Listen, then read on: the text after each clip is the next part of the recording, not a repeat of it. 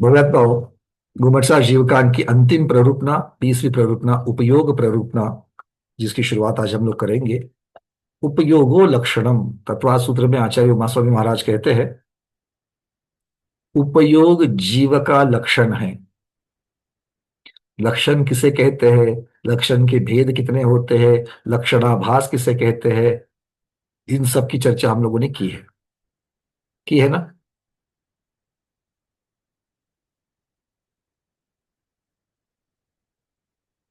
नहीं। अच्छा। दीपा दीदी बोल रही है कि की है, तो आप सबकी रिप्रेजेंटेटिव करके हम दीपा दीदी को रखते थे, वो आप सब लोगों ने कहा हाँ करके, ठीक है। सम्यक तो मार्गणा में की है, शुरुआत में ही की है, लक्षणाधिकार में किया है ना। वहां पर देखो हम अब ज्यादा चर्चा नहीं करते, चलो। लक्षण कह दिया उपयोग को, तो उपयोग क्या है। आत्मा के पास चेतनत्व है, जीव के पास चेतनत्व है। चेतना ये आत्मा का विशेष गुण है, जो बाकी द्रव्यों में नहीं है। चेतना बाकी द्रव्यों में है क्या, नहीं है। और फिर उन महत्वपूर्ण विशेष गुण की जो परिणति होती है, जो पर्याय पाई जाती है, उस पर्याय को ही यहां पर उपयोग कहा गया है। क्या पर्याय है वो, ज्ञान रूप चेतना और दर्शन रूप चेतना। ज्ञान रूप चेतना और दर्शन रूप चेतना, इसी को ज्ञान उपयोग और दर्शन उपयोग कहा गया। तो फिर आप कहते कि भाई इसको तो ज्ञान मार्गना और दर्शन मार्गना में इसकी चर्चा हो चुकी है, क्योंकि ज्ञानोपयोग के 8 भेद, दर्शनोपयोग के 4 भेद करोगे, ये चर्चा तो हमने पहले हो चुकी है, अरे हाँ या ना। तो फिर से अलग से प्ररूपना करने की क्या जरूरत है। ये प्रश्न मन में आया है कि नहीं आया है। ग्रंथ पूरा हो जाता, अलग से सिर्फ 5 गाथाएं दे करके और एक प्ररूपना कहने की क्या जरूरत थी। आचार्य भगवान कहते कि नहीं, ज्ञान दर्शन मार्गणा और ज्ञान उपयोग दर्शन उपयोग प्ररूपना, इसमें फर्क है। ज्ञान मार्गणा में, दर्शन मार्गणा में कर्मों के क्षयोपशम से उत्पन्न, कर्मों के क्षयोपशम से उत्पन्न जो जीव की शक्तियां है, ज्ञान रूप शक्ति, दर्शन रूप शक्ति, इनकी चर्चा की गई है। और इन शक्तियों के द्वारा कार्य रूप करने के लिए जीव क्या क्या कार्य कर सकता है, इसकी चर्चा प्ररूपना उपयोग प्ररूपना में है। फर्क समझ में आ रहा है। उपयोग का कारण, उपयोग का कारण, अगर हम कारण कार्य व्यवस्था को देखेंगे प्रमोद जी, तो मुख्यतः से हमें ज्ञान की उत्पत्ति और दर्शन की उत्पत्ति कैसे होती है, संसारी जीवों की चर्चा चल रही है।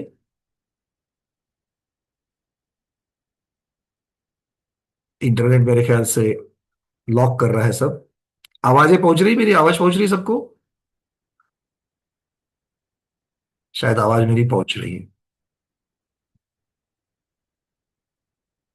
तो कर्म के क्षयोपशम से, ज्ञानावरण कर्म के क्षयोपशम से ज्ञान की उत्पत्ति, और दर्शनावरण कर्म के क्षयोपशम से दर्शन की उत्पत्ति हुई। अर्थात जीव की शक्ति का वहां पर उत्पत्ति है, शक्ति कहीं दूसरी जगह से नहीं आ रही है।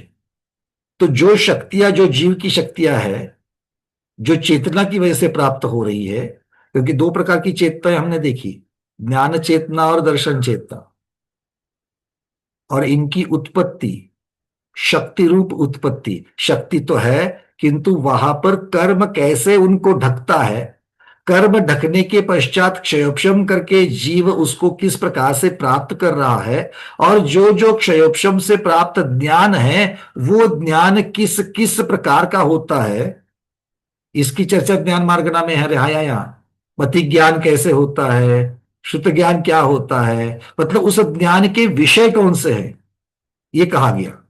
किंतु प्ररूपणा में क्या है? उपयोग प्ररूपणा में जानना और देखना,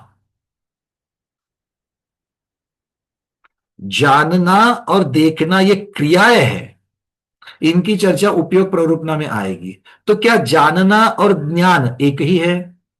क्या देखना और दर्शन एक ही है?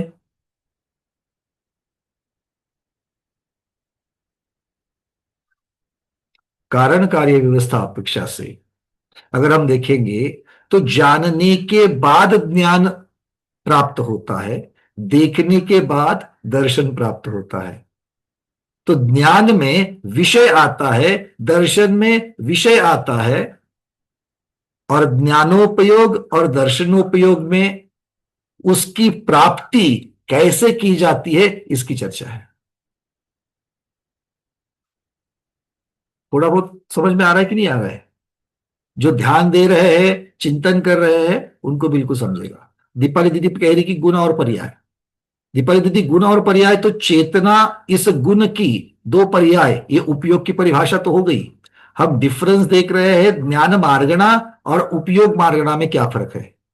क्योंकि जो चार्ट आपको शुरुआत में ज्ञान मार्गणा में 8 प्रकार के ज्ञानों का दिखाया था, 5 सम्यक ज्ञान, 3 अज्ञान, वही चार्ट आपको उपयोग प्ररूपणा में दिख रहा है।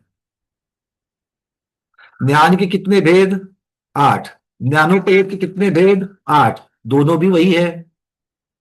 दर्शन के कितने भेद? 4। दर्शनोपयोग के कितने भेद? 4। नाम भी वही।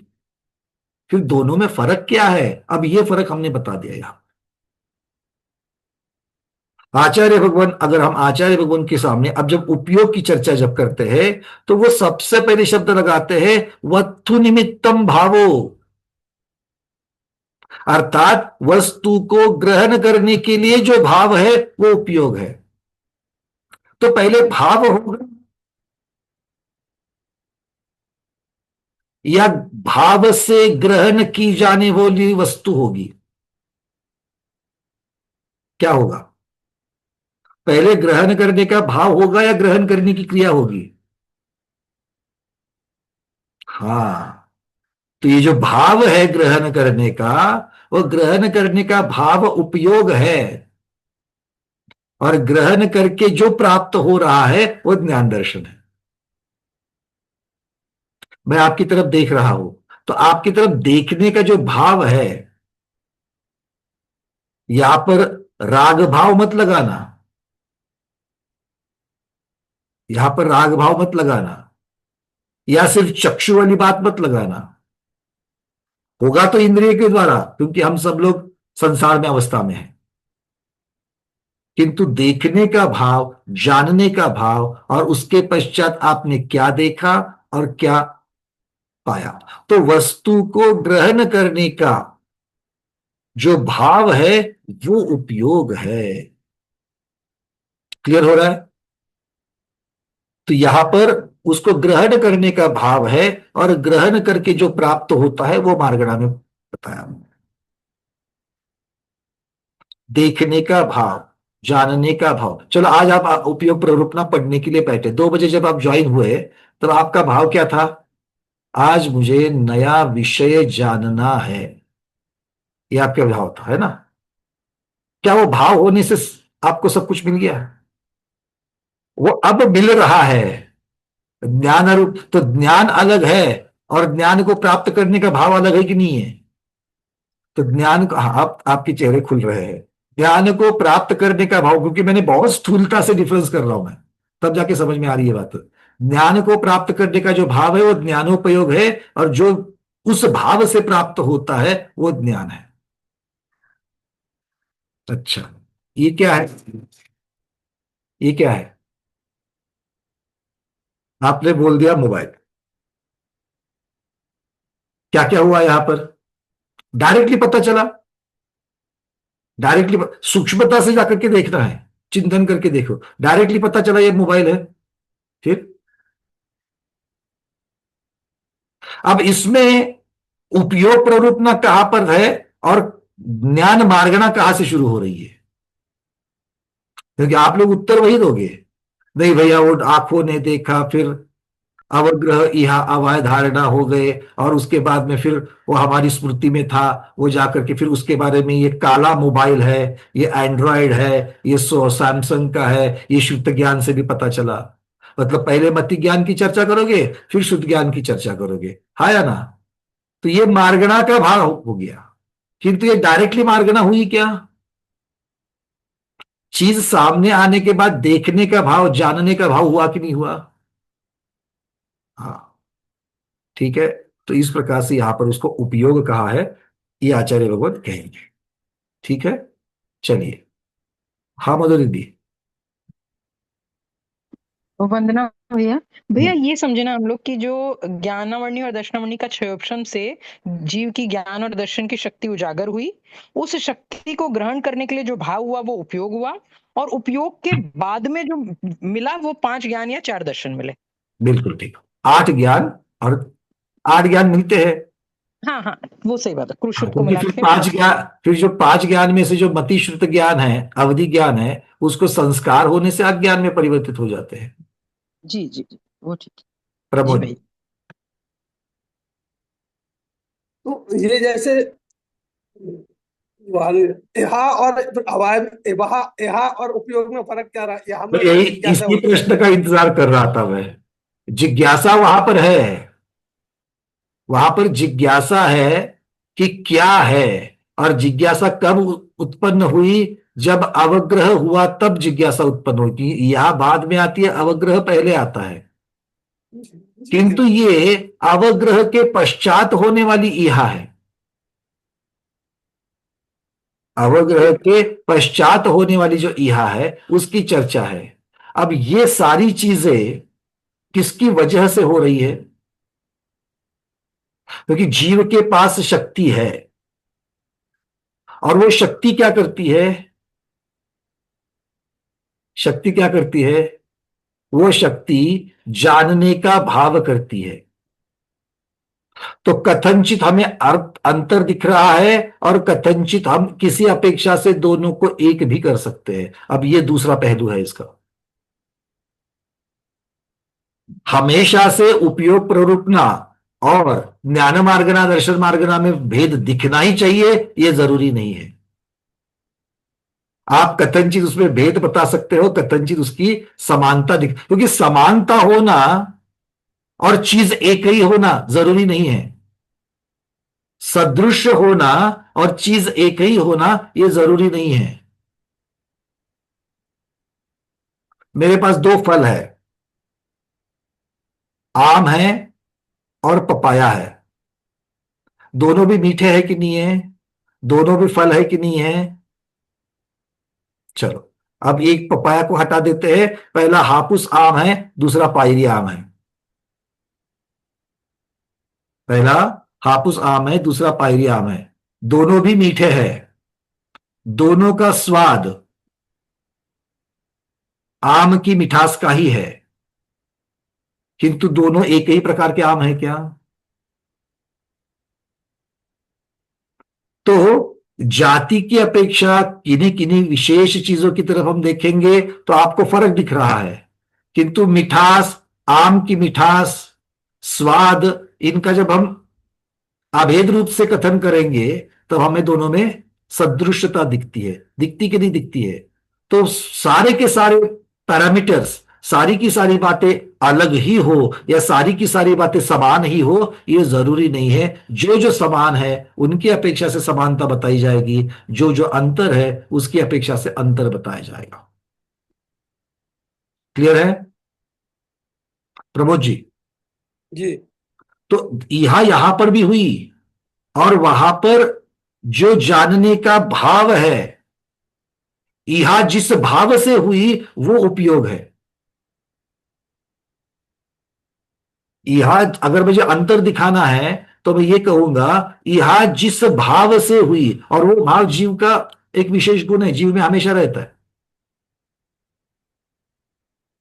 कहीं अलग से जिस जगह बा- पे लाना नहीं पड़ता है। बट वो संसारी जीव में रहता है, किंतु रहने से वो हमेशा उपलब्ध होवे ये जरूरी नहीं है।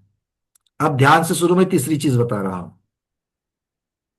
हमारे पास जानने की और देखने की शक्ति है कि नहीं है, दोनों भी। किंतु जब मैं जान रहा हूं तब मैं देख रहा हूं, जब मैं देख रहा हूं तब मैं जान रहा हूं। नहीं, क्योंकि छद्मस्त जीवों में ये क्रम क्रम से होगी। मतलब शक्ति रूप में, लब्धि रूप में मेरे पास है, किंतु उसकी क्रिया चल रही है क्या? जब मैं दर्शनोपयोग कर रहा हूं तब ज्ञानोपयोग मेरे पास शक्ति रूप में विद्यमान है, किंतु वो भाव अभी हो रहा है क्या?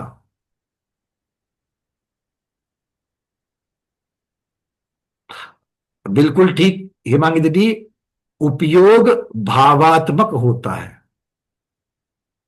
उपयोग भावात्मक होता है, और ये भाव जीव का लक्षण है। कौन सा भाव है? वस्तु को ग्रहण करने का भाव। अब सबसे बड़ी बात यह होती है, वस्तु किसे कहते हैं? चलो थोड़ा सा और खोल लेते हैं इसको। वस्तु किसे कहते हैं? भाई गोमट सर, जीवकर्ण खत्म होने के लिए, पूरा खत्म नहीं कहना चाहिए, संपन्न होने के लिए आ गया। हाँ या ना? हाँ, तो वस्तु किसे कहते हैं?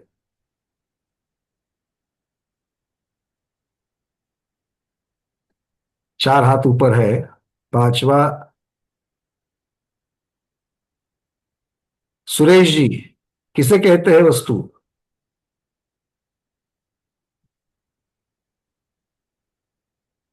वर्ण में जिसमें रूप गंध वर्ण है। जिन्हें रूप रस गंध वर्ण, आपकी आत्मा को रूप रस गंध वर्ण है क्या? नहीं आपकी आत्मा वस्तु है क्या? नहीं। गलत हो जाएगा ऐसा है तो। केवली भगवान कहते कि सुरेश जी की आत्मा भी वस्तु है, तो फिर अब आपको केवली भगवान से लड़ना पड़ेगा।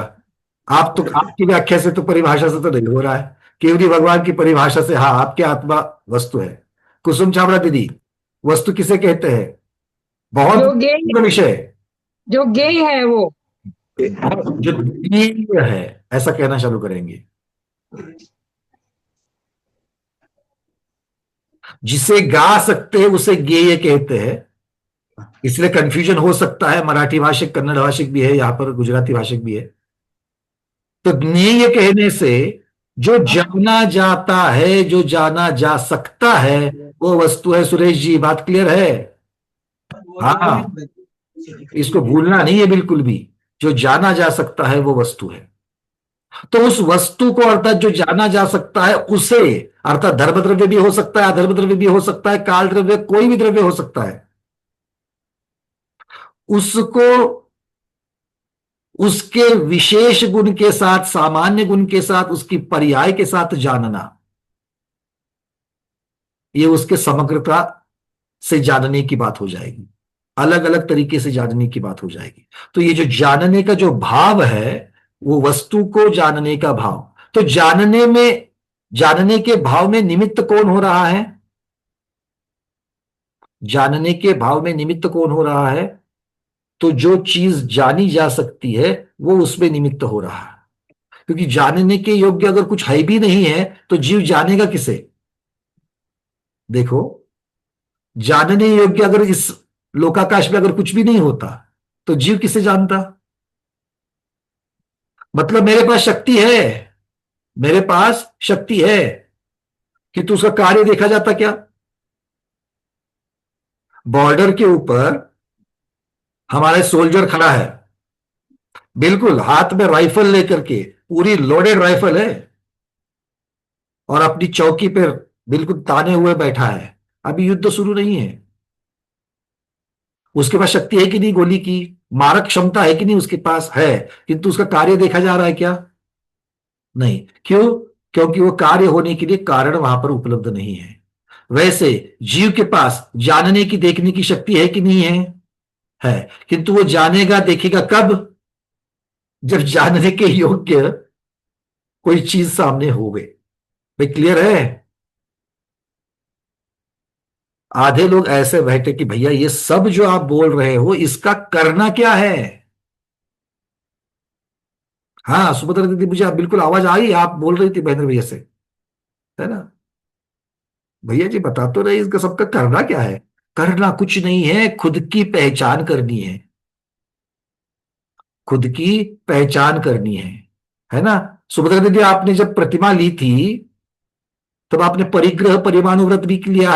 उसके बिना तो प्रतिमा होती नहीं है ना?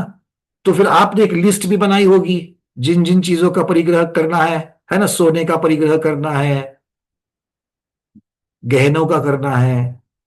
तो तब आपने टटोल करके खुद को देखा होगा, खुद को मतलब अपने अकाउंट्स को, ये सारी चीजों को, अपने घर को। जब वस्त्रों का परिमाण करना है तो मेरे पास कितने वस्त्र, तो आपने टटोल करके देखा कि नहीं देखा कि मेरी पूंजी क्या है? वैसे ही यहां पर आपने वो व्रत धारण करते हुए किया था, यहां पर मुझे मोक्ष मार्ग पर चलते हुए खुद को टटोलने की जरूरत है। खुद को, क्योंकि कल्याण किसका करना है मोक्ष मार्ग पर चलकर? मोक्ष किसको दिलाना है? आत्मा को। तो उस आत्मा के बारे में, उस जीव के बारे में जानना होगा कि नहीं होगा? क्यों जानना की जरूरत है? क्योंकि अब तक हम उसको गलत जान रहे थे। अब तक हम किसे आत्मा मान रहे थे? अब तक हमें किसको आप सुभद्रा दीदी करके मान रही थी? तो इस देह को मान रही थी। तो इसीलिए इस देह के अंदर जो जीव है, जो साक्षात आप हो, उसके बारे में जानना जरूरी है कि नहीं है? तो फिर उसके पास क्या क्या है? क्योंकि वो तो इधर रहने वाला नहीं है। अपना काम खत्म हो गया यहां का, आयु कर्म ने उसको छोड़ दिया, वो यहां से निकला अगले भव के लिए। तो फिर गली गली जो भटक रहा है, भव भव में जो बंध रहा है, वो तो अब तक हम लोगों ने जान लिया अलग अलग मार्गणाओं में से कि ये तो दूसरा ही है जो उसको पकड़ करके बैठ रहा है। हाँ या ना? गति मार्गणा में हमने देखा कि गति नाम कर्म जो है वो सब जगह पर भटका रहा है, एक गति से दूसरी जगह पर। इंद्रिय मार्गणा से क्या हमको पता चला? अरे जिस इंद्रिय सुख को छोड़ने की बात चल रही है, मोक्ष मार्ग में इंद्रिय सुख को छोड़े बिना मोक्ष मार्ग हो सकता है क्या?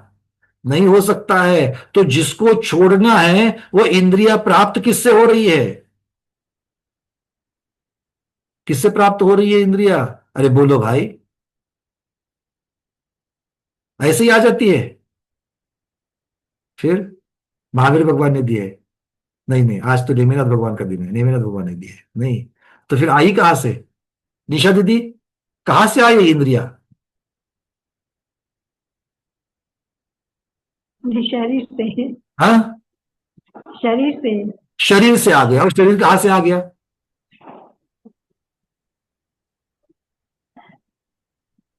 जो हमने कर्म की उससे हमें मिला है। कर्म किए सारी चीजें जो है वो पुद्गल ने दी है। फिर जाति नाम कर्म कहो, हाँ। इंद्रियावरण कर्म का क्षयोपशम कहो, वीर्यांतरा कर्म का क्षयोपशम कहो, भाव इंद्रिया कहो, द्रव्य इंद्रिया कहो, ये सब कुछ दिया किसने है? निर्मित की है रॉ मटेरियल, वो भी पुद्गल। और किसके प्रभाव से? वो भी पुद्गल के प्रभाव से। क्योंकि जीव के स्वयं के प्रभाव से होता तो सिद्ध भगवान के पास भी तो इंद्रिय होते, हा या ना? अरे इसको तो हाँ बोलो, इतना तो पता पक्का है। हाँ, मतलब इंद्रिय भी नहीं। फिर काय, स्थावर काय हो कि त्रस्काय हो? नहीं मालूम। त्रस्काय है। किससे मिला? किससे मिला? पुद्गल से मिला। योग मार्ग में क्या देखा? मन वचन काय का योग किससे हो रहा है? मनोयोग किससे होता है भाई? मनोयोग किससे होता है? पुद्गल से होता है कि जीव से होता है? मनोयोग, वचन योग और काय योग, ये तीनों भी योग पुद्गल की देन है कि जीव के स्वयं की शक्तियां है? वनिता दीदी बोलिए। वंदना भैया पुद्गल की देन है सब। पुद्गल की देन है। मनोवर्गणा आने से द्रव्य मन बनते हुए जो परिस्पंदन हो रहा है, पुद्गल की वजह से। भाषा वर्गणा वचन में परिवर्तित हो रही है, वचन योग, काय योग, पुद्गल की देन है। क्यों? अगर पुद्गल की देन नहीं होती तो तीनों भी योग सिद्ध भगवान में दिखते कि नहीं दिखते? सबसे सिंपल टेस्ट है, जो जो जीव का है वो सब कुछ सिद्ध भगवान में है, जो जो सिद्ध भगवान में नहीं है वो जीव का नहीं है, पक्का। इतना सिंपल है। तो देखना किसकी तरफ है? हाँ, ये ना आज का वाक्य टाइप कर लो कहीं तो। देखना किसकी तरफ है? और आप देखते किसकी तरफ हो? आप मतलब आप और मैं, हम सब एक ही चट्टे पट्टे हैं, ठीक है ना? देखते किसकी तरफ है हम? पुद्गल को। या तो खुद की तरफ, नहीं तो दूसरे की तरफ। मतलब जितने भी संसार में भटक रहे उसी की तरफ देखते हैं, हाँ या ना?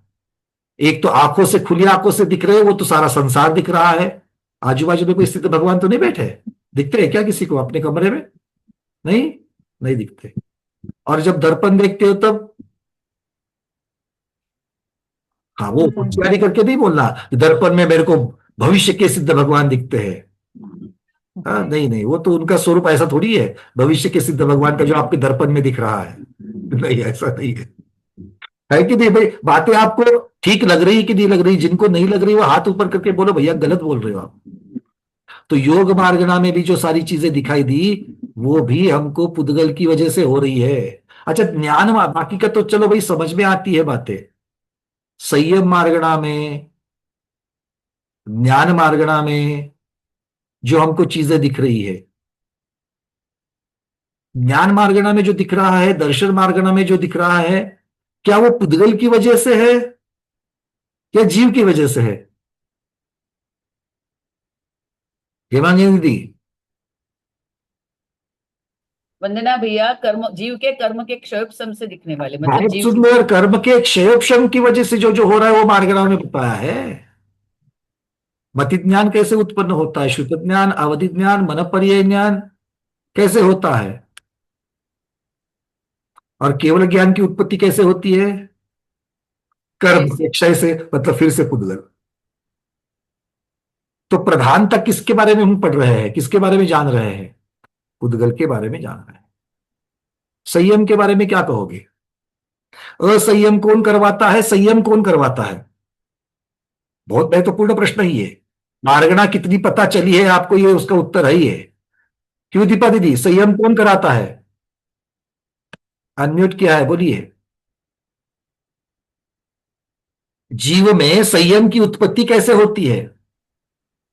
बोला हाँ,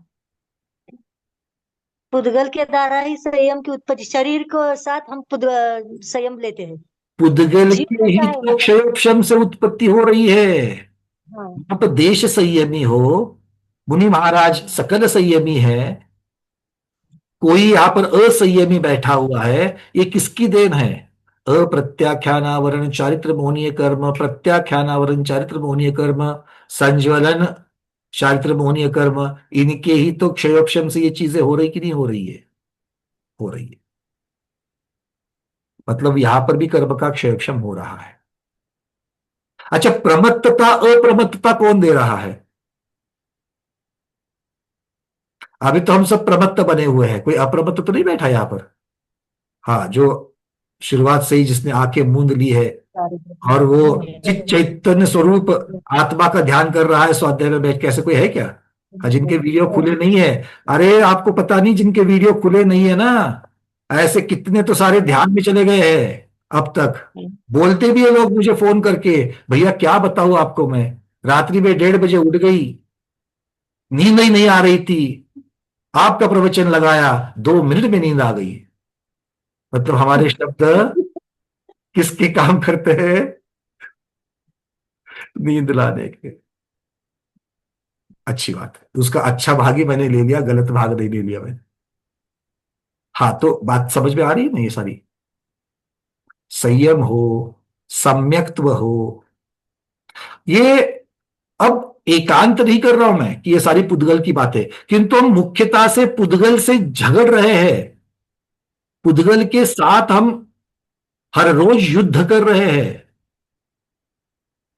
जो अनुव्रती बने हैं, जो प्रतिभाधारी बने हैं, उनको हर रोज जागरूक रह करके, सावधान रह करके अपने व्रतों को संभालना पड़ रहा है कि नहीं पड़ रहा है। तो बाधा कौन डाल रहा था? जीव बाधा डाल रहा था या संसारी जीव बाधा डाल रहा था? संसारी जीव कहते ही जो जीव के भाव हो रहे थे राग रूप द्वेष रूप, वो पुद्गल की वजह से हो रहे थे। तो पुद्गल की तो चर्चा चलेगी। फिर प्रमत्त अप्रमत्त कौन करता है?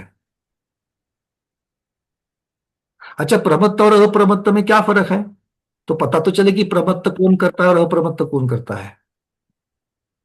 मीनाक्षी दीदी, प्रमत्त कैसे बनते हम? संज्वलन का तीव्र उदय। संज्वलन का तीव्र उदय।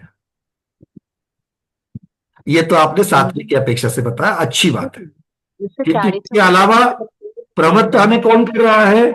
चारित्र मौनी कर्म ही तो कर रहा है। प्रमत्त कौन कर रहा है? चारित्र मौनी कर्म ही कर रहा है। मंदता जो है वो अप्रमत्तता में लेकर के जा रही है। तो यहां पर भी वही बात आ गई। तो मार्गनाओं में हम लोगों ने अब तक किसको देखा? कहा गए सुभद्रा दीदी, अरे आपसे बात हो रही है सारी। सुभद्रा दीदी, आपने ये तो उत्तर तो ये लोग दे रहे हैं। गोमटसार जीवकांड में हमारा प्रश्न यहां से चालू हुआ था ना कि गोमटसार जीवकांड में सुभद्रा दीदी ने क्या क्या पढ़ा, अब तक क्या जाना। तो अब तक तो सारा पुद्गल को ही आना है। देख लो आप, गुणस्थान भी किसकी वजह से बन रहे हैं? गुणस्थान भी किसकी वजह से बन रहे हैं? या तो दर्शन मोहनी कर्म की वजह से, नहीं तो चारित्र मोहनी कर्म की वजह से। मोटा मोटी में छद्मस्त पद बन रहा है 12वें गुणस्थान तक, वो अज्ञान की वजह से बन रहा है। मतलब गुणस्थान की निर्मिति भी वैसी ही है। 13वां 14वां गुणस्थान वो भी सहयोगी अयोगी। तो सहयोगीपना किसकी वजह से है? योग की वजह से है, और योग पुद्गल है। मतलब गुणस्थानों की निर्मिति भी उस वहां पर भी सारी चर्चा कर्म और पुद्गल की है। पर्याप्ति, पर्याप्ति में क्या चर्चा हुई? अच्छा, उसके पहले जीव समास था। जीव समास की प्ररूपना, जीव समास के भेद किसके आधार पर किए थे? याद आ रहा है कि जीव समास नाम से प्ररूपना थी, याद है ना? अरे 2 वर्ष पहले की बात है ना? अक्टूबर 2023 में हम लोगों ने गोमटसार जीवकांड शुरू किया था। देखते देखते 2 वर्ष पूर्ण होने के लिए आए।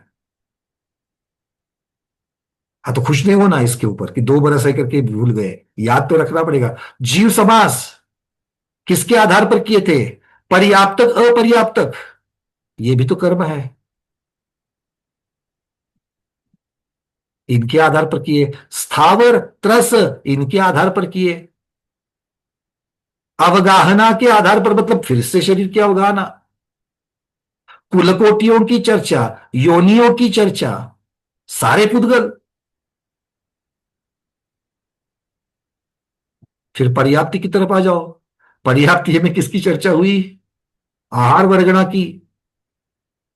आहार मार्गणा में भी हुई, पर्याप्ति में भी हुई, वो भी पुद्गल की चर्चा।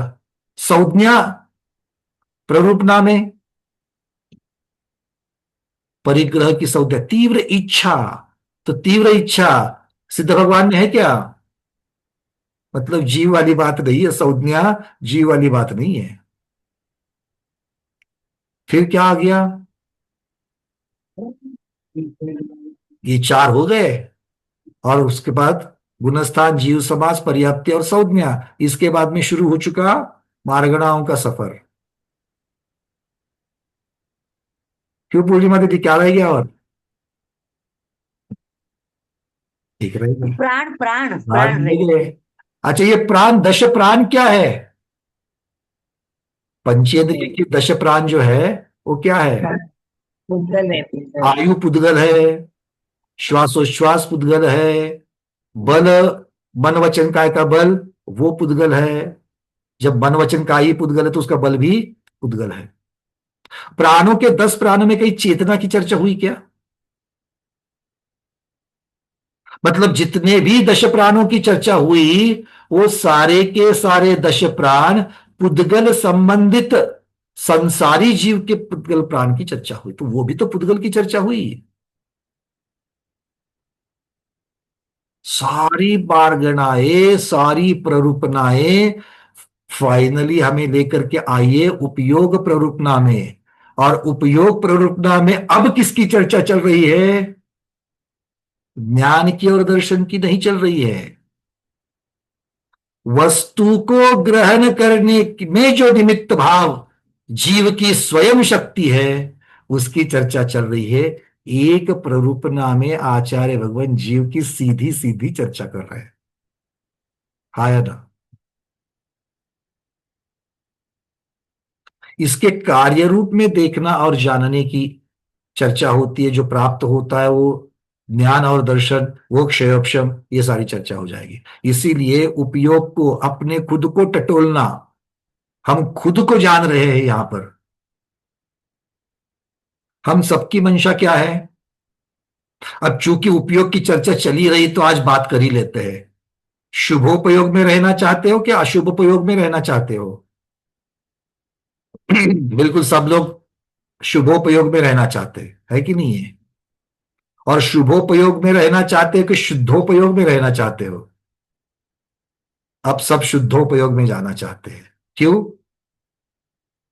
क्योंकि उपयोग के दो भेद आचार्य भगवान आगम में करते हैं, शुद्ध उपयोग, अशुद्ध उपयोग। शुद्ध उपयोग, अशुद्ध उपयोग। उसमें से अशुद्ध उपयोग के दो भेद करते हैं, शुभ उपयोग, अशुभ उपयोग। एक पुण्य रूप, एक पाप रूप।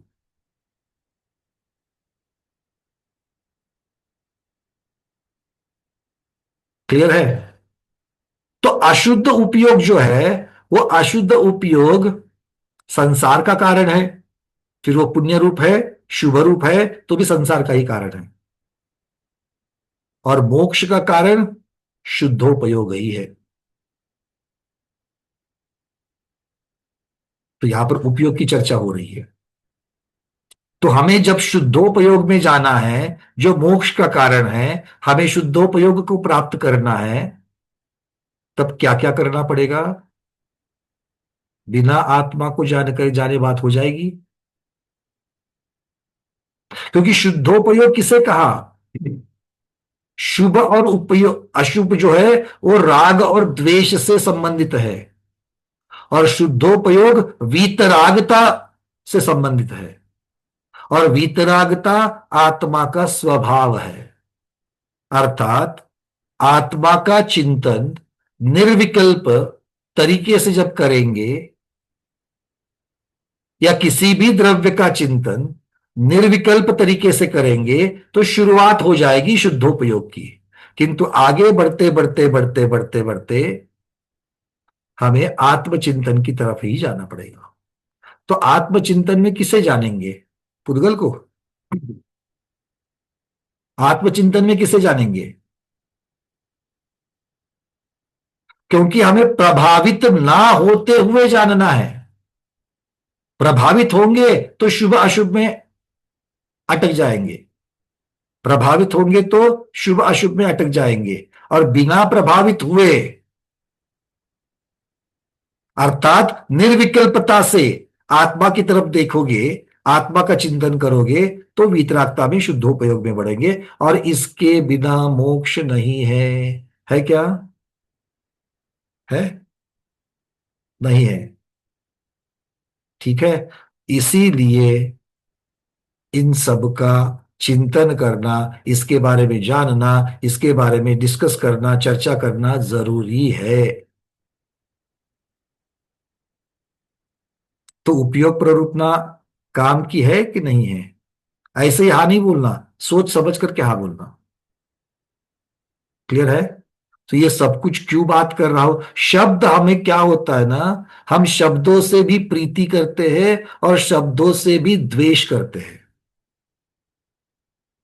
देखो आप, जैसे जैसे मैं बड़े बड़े शब्द लगाऊंगा, वस्तु, नेय, आत्मभूत अनात्मभूत, हम उससे दूर रहना चाहते हैं। और यही वर्ण सौधर्मेंद्र महाराज के सुधर्म स्वभाव के आने दो।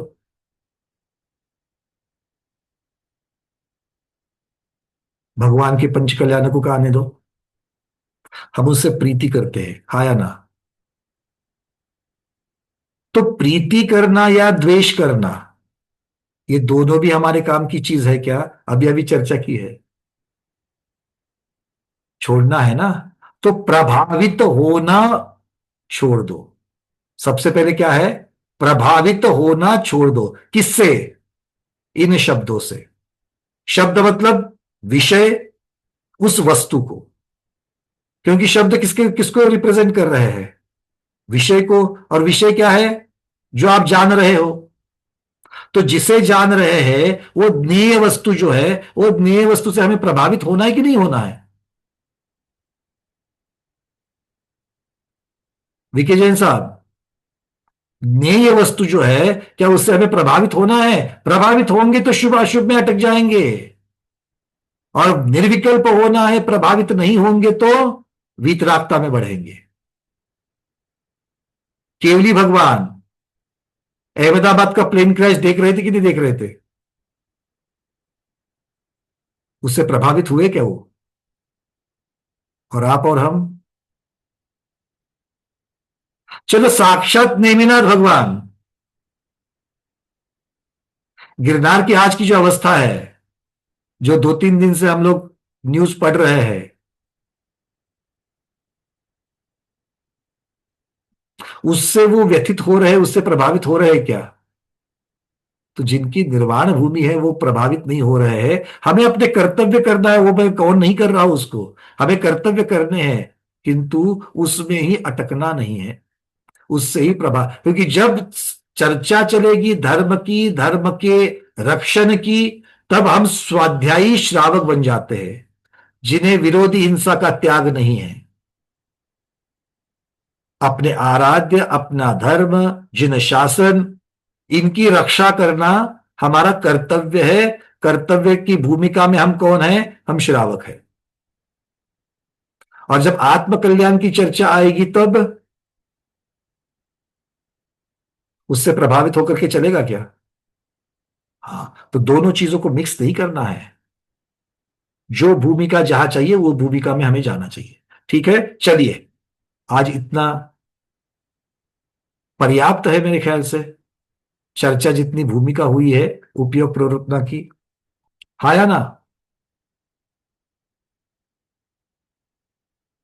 अच्छा चलो, क्या कहना चाहोगे? आधा घंटा हो गया, आधा घंटा नहीं, ऑलमोस्ट 1 घंटा हो गया, पौन घंटा तो हो ही गया हम लोग चर्चा कर रहे हैं। इस पौन घंटे का सार क्या निकला? इस पौन घंटे का सार क्या निकला?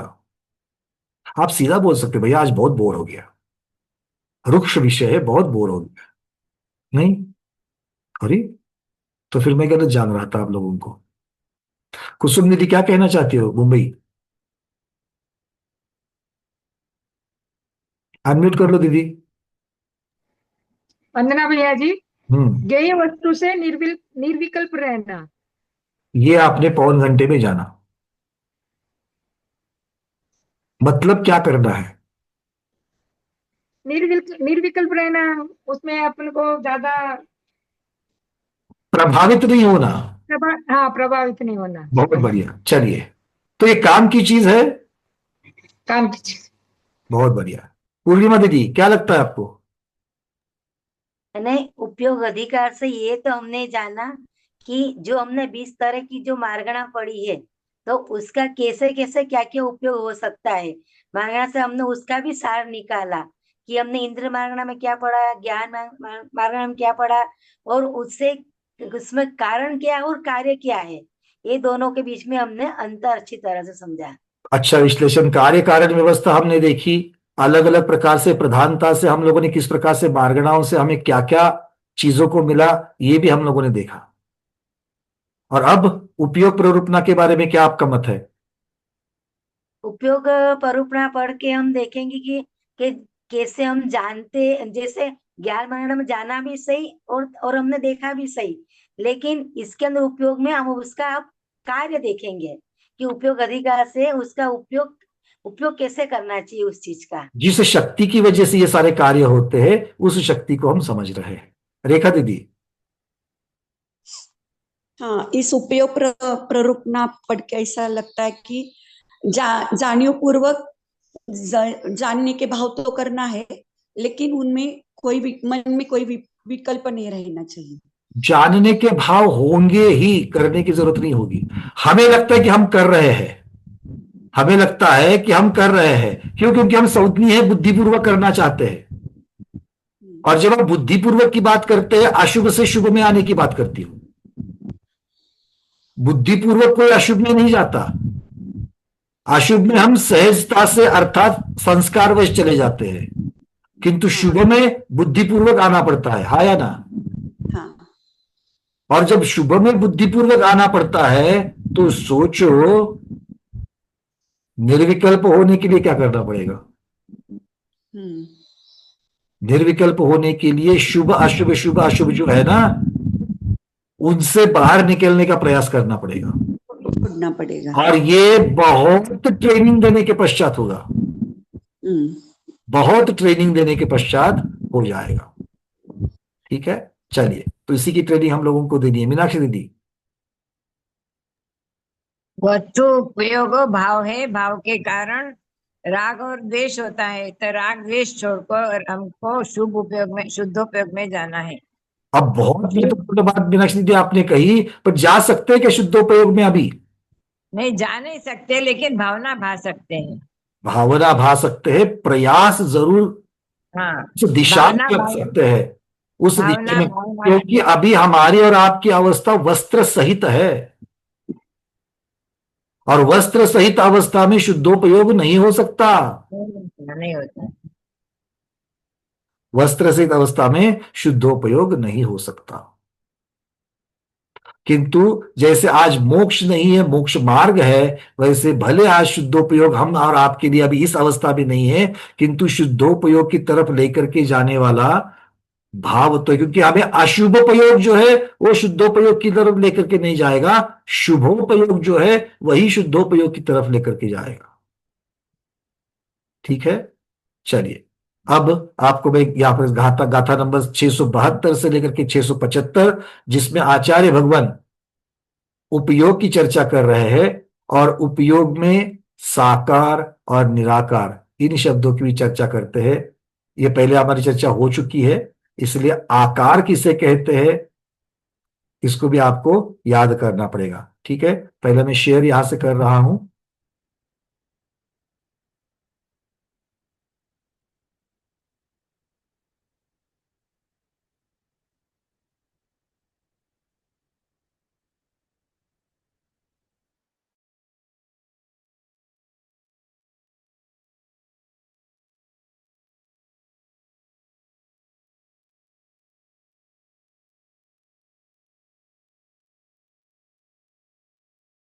दिख रहा है क्या?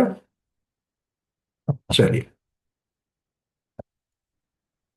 वक्तु निमित्तं भावो जादो जीवस्सु जोदुव जोगो सो दुविहोणायवो सायारो चेवनायारो नानं पंच विहंप्य अन्नानतियं च सागरुव जोगो चदुदंसन मनगारो सव्वे तल्लक्षणा जीवा मदिसुद ओहि मणेहिय सग सग विषये विशेष विन्नाणम अंतो मुहूर्त कालो उवजोगो सो दुसायारो इंद्रिय मनोहीनावा अत्थे अविशेषी दुनजगम गहनम अंतो मुहूर्त कालो उवजोगो सो अनायारो।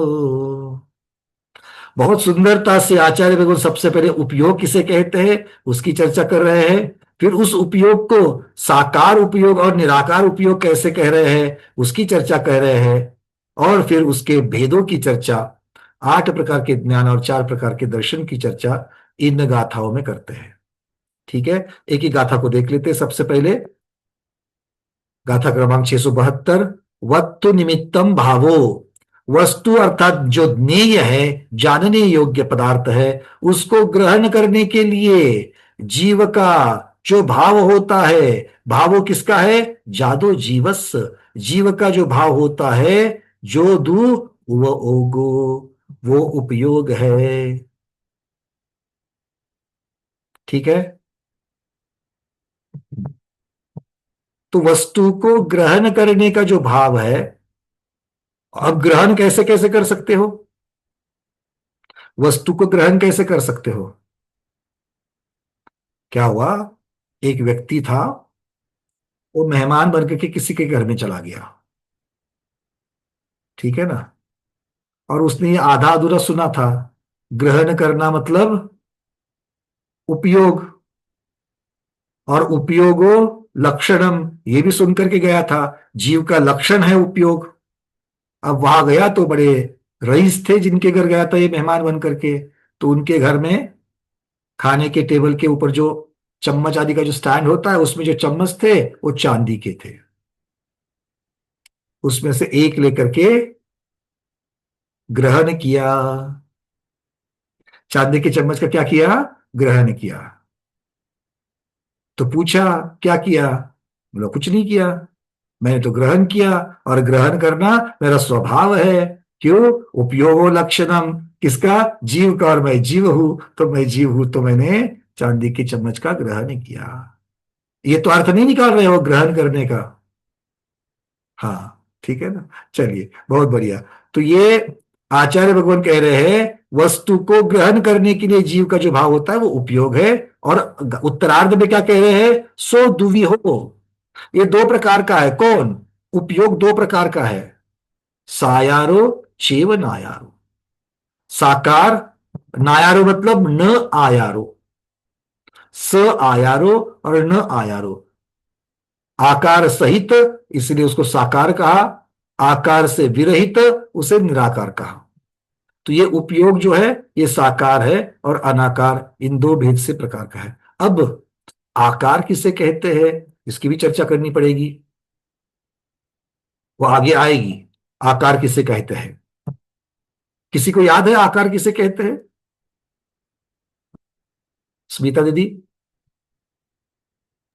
वस्तु को विशेष रूप से ग्रहण करना हुआ आकार है। बहुत सही है। पदार्थ की विशेषता, पदार्थ का विशेष ग्रहण जो है, वो विशेष ग्रहण मुख्यता से आकार कहलाता है। पदार्थ विशेष का ग्रहण करना।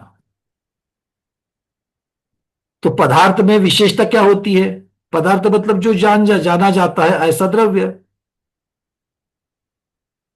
द्रव्य क्या है? गुण पर्याय सहित वाला द्रव्य होता है, और जो द्रव्य जाना जाता है, द्रव्य जाना जाता है कि नहीं जाता है, उसी को पदार्थ कहते हैं। तो ये पदार्थ जो है मतलब द्रव्य गुण पर्याय वाला जो पर्याय द्रव्य है, उसकी जो विशेषता है, विशेषता किसे कहते हैं? विशेष गुण। जीव का चेतनत्व, पुद्गल का, अब सब लाइन से आप काल तक बता दोगे। तो ये जो विशेष है, उस विशेष का जो ग्रहण है वो आकार कहलाता है। मतलब जिस वस्तु को ग्रहण कर रहे हैं, उस वस्तु के विशेष चीज को ग्रहण करना वो साकार कहलाएगा, और उसकी सामान्य चीज को ग्रहण करना निराकार कहलाएगा। ऐसे चेहरे मत करो, मुझे डर लगता है। आप ऐसे चेहरे कर रहे हो कि पिछले 500 सालों से हमने ये शब्द सुने नहीं है। ऐसा नहीं है ना? अरे मेरे साथी तो सुने हैं सम्यक मार्गणा की शुरुआत में, महीना डेढ़ महीने की पहले की बात है। आकार याद आ रहा है? सामान्य, सामान्य चीज को ग्रहण करना ये निराकार है, और विशेष चीज को ग्रहण करना ये साकार है। ठीक है, चलिए। दर्शन में क्या करते हो? विशेष ग्रहण होता है क्या दर्शन में? नहीं, सामान्य ग्रहण होता है, बस है, कुछ तो है, बस है। ये क्या है? निराकार हो गया, निराकार ग्रहण हो गया। और ग्रहण करते हो तो अच्छा ये भी है, ये भी है, ये भी है, ये भी है, ये ऐसा है, ये है। सारा का सारा जो ज्ञान रूप ग्रहण है वो सारा का सारा विशेष ग्रहण है। अर्थात इसीलिए ज्ञान उपयोग साकार है और दर्शन उपयोग निराकार है। क्लियर? क्योंकि ज्ञान में विशेष ग्रहण होता है कि नहीं होता है? और दर्शन में विशेष ग्रहण होता है क्या? नहीं होता है। अब इसको समझने के लिए एक उदाहरण लेते हैं। गोमतेज भगवान जो विंध्यगिरी पर खड़े हैं, उनका महामस्तकाभिषेक चल रहा है। उनका महामस्तकाभिषेक चल रहा है और हम महाद्वार में खड़े होकर के देख रहे हैं। क्या क्या हो रहा है आपका वहां पर? दर्शनोपयोग हो रहा है कि ज्ञानोपयोग हो रहा है? दोनों हो रहा है। दर्शनोपयोगी हो रहा है, ज्ञानोपयोगी हो रहा है। दर्शनोपयोग कैसे हो रहा है? क्रिया चल रही है।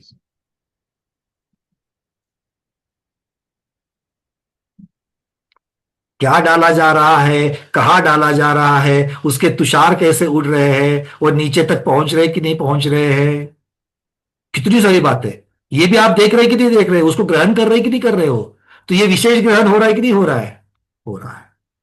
तो ये ज्ञान रूप बात हो गई। तो दर्शन रूप ज्ञान रूप, दर्शन रूप ज्ञान रूप, दर्शन रूप ज्ञान रूप, ये चलते रहता है। कितने समय में आचार्य भगवान बताएंगे। पहले अगली गाथा में क्या कह रहे हैं? नानम पंच विहंपिय, 5 प्रकार का ज्ञान, और अन्नानतियम च, अज्ञान 3 प्रकार का। मति ज्ञान ज्ञान है, और मत्य ज्ञान, मत्य ज्ञान मतलब मति अज्ञान, ये क्या है? ये अज्ञान है।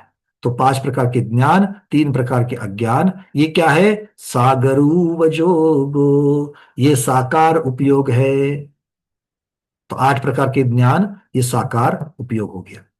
फिर चतुदंसन मनगारो, 4 प्रकार का दर्शन। चतुदंसनम अणगारो, 2 शब्द ले लिए। चतुदंसनम, दंसनम का म हलंत है, और हलंत के साथ में अनगारो का जो अ है वो जुड़ चुका है, इसलिए म हो गया पूर्ण। चतु मतलब 4, दंसनम 4 प्रकार के दर्शन, अनाकार अर्थात नायारो या निराकार कह दीजिए। तो इस प्रकार का ये अनाकार उपयोग है। अब ये क्या है? संवेत लक्षणा जीवा, ये सभी जीव के लक्षण हैं। ये सभी मतलब कौन कौन से? 5 प्रकार के ज्ञानोपयोग, 3 प्रकार के अज्ञानोपयोग और 4 प्रकार के दर्शनोपयोग, ये सारे के सारे 12 उपयोग जीव के लक्षण हैं। ये अगर जिसमें नहीं है वो जीव नहीं है। आप में है क्या? नहीं, मुझे मत बताओ, चेक करो। 12 के 12 है क्या? हाँ, 12 के 12 है क्या? नहीं है। कितने हैं? कितने मिल गए 12 में से? दीपा दीदी कितने मिल गए? मति श्रुत और इधर चक्षु अचक्षु। मति श्रुत, ये 2 मिल गए। अवधि ज्ञान अभी नहीं है हमें अवधि मन पर्याय और केवल लब्धि रूप में है। जीव का स्वभाव है वो केवल ज्ञान, वो पर मगर अभी प्रकट नहीं है। बहुत सुंदर, क्योंकि मैं आगे स्वरूप में पूछने वाला ही था। अगर आपके पास नहीं है तो आप जीव ही नहीं हो। मतलब ये सारे कुछ व्यक्त है, कुछ अव्यक्त है, कुछ व्यक्त है, कुछ अव्यक्त है। प्रकट रूप में नहीं है मगर है जीव में। बिल्कुल बिल्कुल और जीव है। चक्षु दर्शन अचक्षु दर्शन प्रकट रूप में है। अवधि दर्शन और केवल दर्शन लब्धि रूप में है। अव्यक्त है, लब्धि रूप है। ठीक है, ये एक प्रकार का वर्णन, और फिर पर्याय की अपेक्षा से आप अलग तरीके से कथनचित शब्द लगा करके कर सकते हो। अब आचार्य महाराज क्या कह रहे हैं देखो, गाथा क्रमांक 674 में, मदिशुद्ध ओहि मणे ही, मति श्रुत, ओहि मतलब अवधि और मणे मतलब मन पर्यय, ये जो चार है, ये सग सग विषये विशेष विज्ञानम और अंतो मुहूर्त कालो, ये शब्द उसके साथ में लगाया। मतलब अंतर मुहूर्त काल तक मति श्रुत अवधि और मन पर यह ज्ञान अपने अपने विषय को, सग सग विषय, विशेष विज्ञानम, विशेष रूप से ग्रहण करता है। वह जोगो सोदु सायारो, वो साकार उपयोग है। तो लगातार कितनी देर तक, मति ज्ञान हो, श्रुत ज्ञान हो, अवधि ज्ञान हो या फिर मनःपर्यय ज्ञान हो, ये चार ज्ञानों की चर्चा चल रही है। अभी तक केवल ज्ञान को हाथ नहीं लगाया। ये जो चार ज्ञान है, ये लगातार कितनी देर तक ग्रहण कर सकते हैं, और किसे ग्रहण करते हैं? विशेष को ग्रहण करते हैं, इसीलिए उसको साकार उपयोग कह दिया। किंतु कितनी देर तक कर सकते हैं? बस अंतर मुहूर्त तक ही ग्रहण कर सकते हैं। उसके बाद नियम से दर्शनोपयोग होगा। जो 3 प्रकार के दर्शन हो जाएंगे, चक्षु दर्शन, अचक्षु दर्शन और अवधि दर्शन, ये जो 3 दर्शन है अंतर्मुहूर्त तक चलेंगे। फिर से ये 4 ज्ञानोपयोग जो है ये अंतर्मुहूर्त तक चलेंगे। तो ये इस प्रकार से चलेंगे। अब इसमें केवल दर्शन और केवल ज्ञान को नहीं लिया, केवल दर्शन और केवल ज्ञान को नहीं लिया है। आचार्य भगवान इसके बारे में आगे कहेंगे कि क्या कहना है। फिर क्या कहते हैं? इंद्रिय मनोहीनावा अथे अविशेष उदूनचम गहनम। मतलब इंद्रिय और मन के द्वारा और ओही, ओही मतलब अवधि के द्वारा जो अविशेष रूप पदार्थ का ग्रहण है। अविशेष रूप का अर्थ क्या होगा? सामान्य रूप से। सामान्य रूप से जो पदार्थ का ग्रहण है वो क्या है? वजो गोसो अनायारो, वो अनाकार उपयोग है, और वो भी कितना है? अंतो मुहूर्त कालो, वो भी अंतर मुहूर्त ही है। मतलब ज्ञानोपयोग, जो 4 प्रकार के जो ज्ञानोपयोग बताए वो भी अंतर मुहूर्त तक चलते हैं। उसके पश्चात नियम से छूट जाते हैं। उसके पश्चात इंद्रिय, मन और अवधि ज्ञान, इनसे होने वाला जो दर्शन है, मतलब चक्षु, अचक्षु और अवधि दर्शन, इनसे होने वाला जो निराकार सामान्य उपयोग जो है, वो सामान्य उपयोग अंतर मुहूर्त तक चलेगा। और इस प्रकार से ये छद्मस्थ की अपेक्षा से वर्णन यहां पर आचार्य भगवान ने किया है। ठीक है। अब यहां पर कहा जा रहा है कि जीव का लक्षण उपयोग है, जो अंतरंग और बहिरंग दोनों प्रकार के निमित्त से होता है। कोई भी कार्य कब कैसे होता है? अंतरंग निमित्त और बहिरंग निमित्त से होता है। कैसे? तो बोले बाह्य निमित्त कौन कौन है? तो बाह्य निमित्त भी 2 प्रकार का कह दिया। एक आत्मभूत बाह्य निमित्त और एक अनात्मभूत बाह्य निमित्त। आत्मभूत और अनात्मभूत को कैसे कहते हैं? आत्मभूत अनात्मभूत, किरण दीदी, आत्मभूत अनात्मभूत किसे कहेंगे? जो पदार्थ के अंदर ही पाया जाता है उसको अलग नहीं किया जा सकता है, वो आत्मभूत है, और जिसे अलग किया जा सकता है वो अनात्मभूत है। बहुत सुंदर। जो पदार्थ से अलग किया जा सकता है वो अनात्मभूत है, जो अलग नहीं किया जा सकता है वो आत्मभूत है ना? बहुत सुंदर। तो इस प्रकार से ये बाह्य निमित्त हो गए। तो ये दृष्टांत दे रहे हैं, जैसे हमें दिखता कैसे है? दिखता किसकी वजह से है? चक्षु, हाँ या ना? आप लोग क्या कहते? चक्षु ही कहते थे इसको, क्या कहते हैं? हाँ। तो नहीं, बहुत सारे लोग ऐसे ही बैठे थे, सोचा हो सकता है कुछ दूसरा नाम तो नहीं है। तो आंखों से दिखता है, तो देखने का कार्य आंखों से होता है। तो आंख अकेला ही निमित्त होना चाहिए, हाँ या ना? पर आचार्य भगवान कहते हैं कि जब इतना अंधेरा है, इतना अंधेरा है, इतना अंधेरा है, तो उतने अंधेरे में आंख को खुली करके भी कुछ नहीं दिखता। मतलब अकेले आंख से काम होता है क्या देखने का? नहीं। तो वहां पर प्रकाश भी चाहिए। अब प्रकाश कहां से आया? अंदर से आया कि बाहर से आया? बाहर से। ट्यूबलाइट बाहर से है ना, तो ट्यूबलाइट जली। अच्छा, अगर ट्यूबलाइट ये बाह्य निमित्त है तो ट्यूबलाइट अकेला होने से देखने की क्रिया होगी। देखो, अब एक नहीं, चार चार ट्यूबलाइट जली है, किंतु ये बंदा ही अंधा है, वो अंधा है, तो लाइट जलने से देखने की क्रिया होगी नहीं। मतलब चक्षु भी चाहिए और बाह्य निमित्त लाइट भी चाहिए, ये दोनों है तो कार्य होगा। इस प्रकार से आचार्य भगवान कहते हैं कि बाह्य निमित्त और अंतरंग निमित्त, ये दो की वजह से ही कार्य होता है। अब प्रश्न पूछा गया कि अंतरंग निमित्त कौन कौन से है। बाह्य निमित्त तो समझ में आ गया, क्योंकि बाह्य निमित्त तो पक्का पदार्थ से बाह्य ही होगा, किंतु अंतरंग निमित्त आचार्य कहते वो अंतरंग निमित्त भी आत्मभूत और अनात्मभूत होता है। प्रश्न दूंगा मैं वनिता दीदी। आत्मभूत और अनात्मभूत होता है अंतरंग निमित्त भी। कैसे? तो वो कहते हैं कि मन वचन काय की वर्गणाओं के निमित्त से होने वाला आत्म प्रदेश परिस्पंदन रूप द्रव्य योग, ये आभ्यंतर अनात्मभूत हेतु अंतरंग निमित्त है। मतलब जो परिस्पंदन होगा वो आत्मभूत है क्या अनात्मभूत है? अभी अभी हमने चर्चा की थी, योग क्या है, पौद्गलिक है कि जैविक है? पौद्गलिक है, इसलिए अनात्मभूत हो गया। अगर अनात्मभूत नहीं, अभ्यंतर है, आंतरिक कारण है, पर आत्मा से उसे अलग किया जा सकता है कि नहीं किया जा सकता है? अगर अलग नहीं कर सकते तो केवली भगवान योग का नाश कर सकते क्या?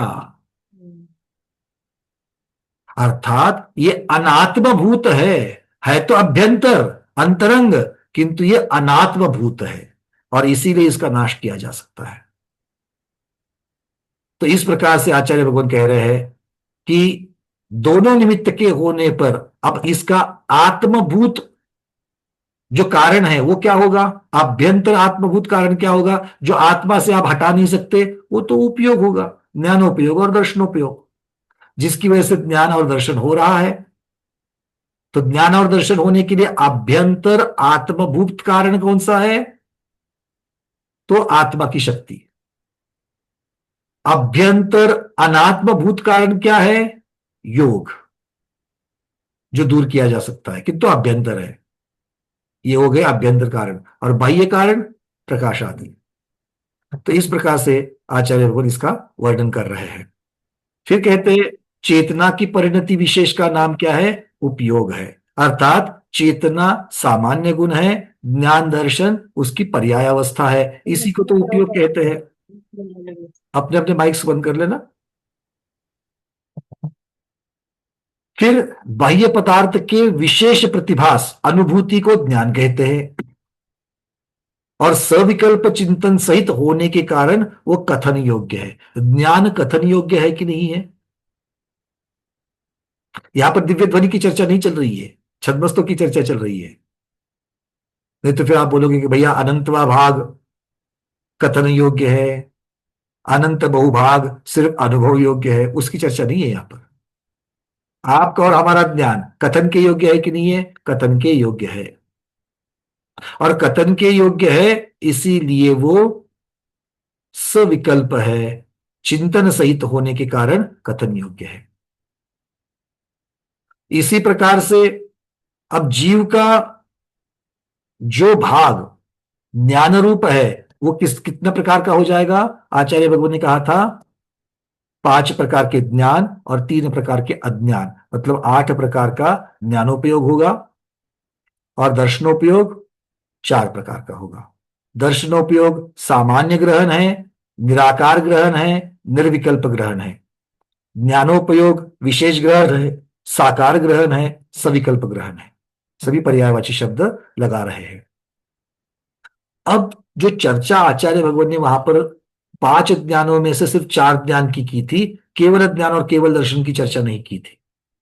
उसके बारे में आचार्य भगवान कहते हैं केवल ज्ञान और केवल दर्शन ये जीव के स्वभाव उपयोग है। उपयोग मतलब क्या है? शक्ति। उपयोग करते यहां पर शक्ति, ये स्वभाव से उत्पन्न शक्ति है। और मति ज्ञान, श्रुत ज्ञान, अवधि ज्ञान, मनपर्य ज्ञान, कुमति, कुश्रुत, कुअवधि ज्ञान, मतलब ये बाकी के 7 ज्ञान, 3 अज्ञान, 4 ज्ञान क्षयक्षमिक जो है वो, और चक्षु अचक्षु अवधि दर्शन, ये विभाग उपयोग है। ये कर्म के क्षयोपशम की अपेक्षा रखते हैं, और कर्म के क्षयोपशम की अपेक्षा होने की वजह से ये दूसरे द्रव्य की सहकारिता से हो रहे हैं, इसीलिए विभाव है तो शक्ति, है तो शक्ति किसकी? जीव की, इसलिए उपयोग ही कहा। पर क्या वो उपयोग, क्या वो शक्ति दूसरे की सहकारिता से बाधित हुई है? हां, दूसरे की सहकारिता से बाधित हुई है, इसीलिए क्षयोपशमिक हो गई। क्लियर है? दर्शन और ज्ञान दोनों भी है। तो जो जो क्षयोपशम से बाधित है, दूसरे द्रव्य से बाधित है, वो सारा विभाव उपयोग है। क्योंकि अभी भी शक्तियां किसकी है? मति ज्ञान किसकी शक्ति है? जीव की ही शक्ति है, इसलिए उसको उपयोग में रखा, किंतु विभाव उपयोग में रखा। ठीक है, चलिए। और केवल ज्ञान, केवल दर्शन, ये बाधित है क्या? ये बाधित नहीं है, और ये बाधित नहीं है इसलिए जीव के स्वभाव उपयोग में, जीव की ही शक्ति किंतु स्वभाव है।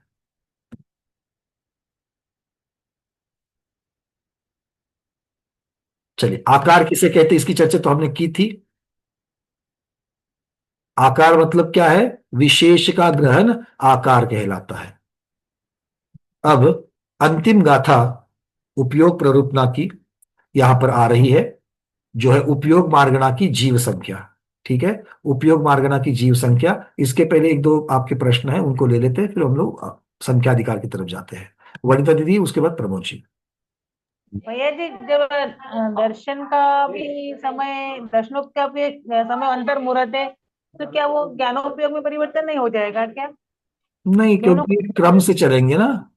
अंतर मुहूर्त तो बहुत हो जाता है भैया, उसके बाद तो फिर मतलब वो ज्ञान दर्शन वो ज्ञान में परिवर्तन हो जाएगा। सभी अंतर्मुख बहुत हो ये जरूरी नहीं है ना। तो कम से कम एक अंतर्मुहूर्त 2 मिनट का तो होता ही है कि 2 मिनट में तो बहुत सारा हो जाता है। ऐसा किसने कहा कि 2 मिनट का होता है? आवलियों का भी अंतर्मुहूर्त है, संख्यात आवली भी तो अंतर्मुहूर्त कहलाती है। ठीक है ना, बहुत छोटा होता है अंतर्मुहूर्त, लंबा भी हो सकता है कि सभी लंबा ही हो गई, ये जरूरी नहीं है। ठीक है ना, बहुत लंबी रेंज है अंतर्मुहूर्त की, तो इसीलिए क्रम क्रम से चलेंगे, और हमेशा उतना ही अंतर्मुहूर्त होवे ये जरूरी नहीं है। जो उदाहरण हमने अभी लिया था गोमतेज भगवान के अभिषेक का, उसमें जो ज्ञानोपयोग दर्शनोपयोग अभी इस समय हो रहा है, 5 मिनट के पश्चात उतना ही दर्शनोपयोग और उतना ही ज्ञानोपयोग समय की अपेक्षा से होवे, काल की अपेक्षा से होवे, ये जरूरी नहीं है।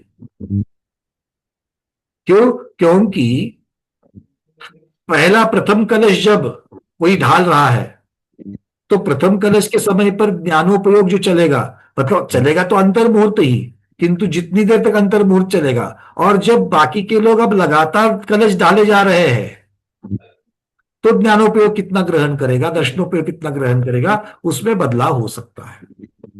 ठीक है, क्योंकि ग्रहण किसका किया जा रहा है? ज्ञेय वस्तु का किया जा रहा है। तो ज्ञेय वस्तु में जितने बदलाव हो रहे हैं, उस बदलाव की अपेक्षा विशेष का ग्रहण जो ज्ञानोपयोग है, और साधारण का ग्रहण जो दर्शनोपयोग है, उसके समय में भी बदलाव होता जाएगा, किंतु होगा तो अंतर्मुहूर्त ही होगा। ठीक है, चलिए प्रमोद जी। हाँ, मैं ये कह रहा था कि अभी आपने स्वभाव के उपयोग की बात की, केवल ज्ञान केवल दर्शन, तो आवृत तो कर्म से ही होता है ये, मतलब अगर हाँ, जीव की शक्ति है, आवृत तो कर्म से हो रहा है। बिल्कुल, कर्म से आवृत्त होता है, किंतु कर्म से जब आवृत्त होता है तो संपूर्ण होता है। ठीक है, तो वो मतलब स्वभाव कैसे हो गया आत्मा का फिर? नहीं, यहां पर आवृत्त करने को स्वभाव नहीं कह रहे हैं, ये जीव की शक्ति है कि नहीं है, सबसे पहली बात यह है। हाँ, जीव की शक्ति है, जीव की शक्ति है, और जो जीव की शक्ति है, तो इसीलिए शक्ति शब्द को यहां पर उपयोग में लगा दिया, तो शक्ति है इसलिए उपयोग। ठीक है। अब ये शक्ति कैसे उत्पन्न हुई है, संपूर्ण है क्या आधी अधूरी है। क्षयोपशम कहना आधी अधूरी है, और वो आधी अधूरी क्यों है, क्योंकि बाधित है। जब भी केवल ज्ञान केवल दर्शन की शक्ति जब उत्पन्न होती है, वो आधी अधूरी उत्पन्न होती है कि संपूर्ण उत्पन्न होती है, संपूर्ण होती है उत्पन्न। और इसीलिए उसको, चूंकि वो किसी से बाधित और किसी की सहकारिता की अपेक्षा नहीं रहती है, इसीलिए उसको स्वभाव कहा है। तो बाधित तो रहती है ना कर्म से। बाधित जो होती है, तो वो तो आप किसके अपेक्षा से कह रहे हैं, संसारी जीव की अपेक्षा से कह रहे हो। जी जी, हाँ हाँ, संसारी जीव। तो संसारी अवस्था बनती ही उसी की वजह से, क्योंकि वो बाधित होती है। तो शक्ति को बाधित होना ये कोई स्वभाव और विभाव इसकी अपेक्षा से कथन करने के लिए नहीं है। तो स्वभाव और विभाव ये इस अपेक्षा से भी है कि भाई उसके लिए के सहकारिता, उसको उत्पन्न होने के लिए सहकारिता की अपेक्षा कर्म का क्षयोपशम जो किया जा रहा है, तो कर्म के क्षयोपशम की वजह से वो आधी अधूरी उत्पन्न हो रही है, इसीलिए विभाव पर्याय। नहीं तो देखो राग द्वेष को विभाव पर्याय क्यों करते। ठीक है, वो तो ठीक तो है। ये विभाव और स्वभाव, ये कहने का अर्थ एक ही है कि जीव में शक्ति, अगर हम अभेद रूप से ज्ञान रखेंगे तो एक ही ज्ञान जीव के पास है, वो है केवल ज्ञान। और जीव के पास जब वो अभेद रूप से ज्ञान नहीं है, मतलब जब भी जीव स्वभाव में है, तो एक केवल ज्ञान केवल दर्शन की शक्ति है। जब जीव विभाव पर्याय में है, दूसरे द्रव्य के साथ संग किया हुआ है, तब जीव के पास में जो है वो विभाव की अपेक्षा से कहा जाएगा। तो जीव की शक्तियां विभाव पर्याय में जो जब जीव रहता है तब वो विभाव शक्तियां हो गई। जीव जब स्वभाव में रहता है तब जो जीव के पास शक्ति है वो स्वभाव शक्ति कही जाएगी। अब शक्ति शब्द को उपयोग शब्द से रिप्लेस कर दो, तो स्वभाव उपयोग विभाव उपयोग आ जाएगा। इसका मतलब ये माना जाए कि जो चारों ज्ञान है, वो जो पहले के चारों ज्ञान, मति ज्ञान, शुद्ध ज्ञान वगैरह ये जो है, वो विभाग ज्ञान है। विभाग ज्ञान मतलब वो आत्मा के ज्ञान नहीं है, मतलब आत्मा का अब स्वभाव नहीं है किसी तरह से, वो कर्म आत्मा का स्वभाव बिल्कुल नहीं है, आत्मा का स्वभाव बिल्कुल नहीं है। कर्म के छह उपशम से हो रहे हैं बस। ये बाधित आत्मा का स्वभाव है, इसलिए विभाव है। ठीक। मानिक दीदी। वंदना भैया, क्लियर हो गया, यही प्रश्न था मेरा भी, स्वभाव विभाव का। सुनीता दीदी। वंदना भैया, ये उपयोग में ज्ञान और दर्शन लिया, तो आत्मा के गुण भी ज्ञान और दर्शन है। गुण और उपयोग क्या एक ही है? गुण की पर्याय उपयोग कहलाती है। गुण की पर्याय, चेतना गुण की पर्याय, चेतना गुण की जो पर्याय है, तो चेतना कैसे आपके पास, देखो आप अभेद रूप से वर्णन करेंगे तो मेरे पास चेतना गुण है, जीव के पास चेतना गुण है। अब वो चेतना गुण जो है वो क्या कार्य करता है, जानने और देखने, जानना और देखना। तो उस अपेक्षा से उसकी दो पर्याय बन गई कि नहीं बन गई। अच्छा। तो चेतना गुण की पर्याय उपयोग कहलाती है। एक है ज्ञान उपयोग, एक है दर्शन उपयोग।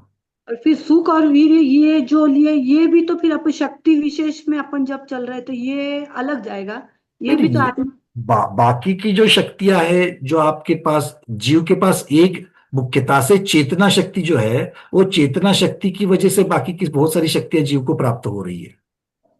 मेन चेतना शक्ति एक चेतना, क्योंकि केवल ज्ञान किसकी पर्याय है, केवल ज्ञान ज्ञान की पर्याय है, और ज्ञान किसकी पर्याय है, चेतन की पर्याय है। मतलब पर्याय की पर्याय नहीं होती है, गुण की ही पर्याय होती है।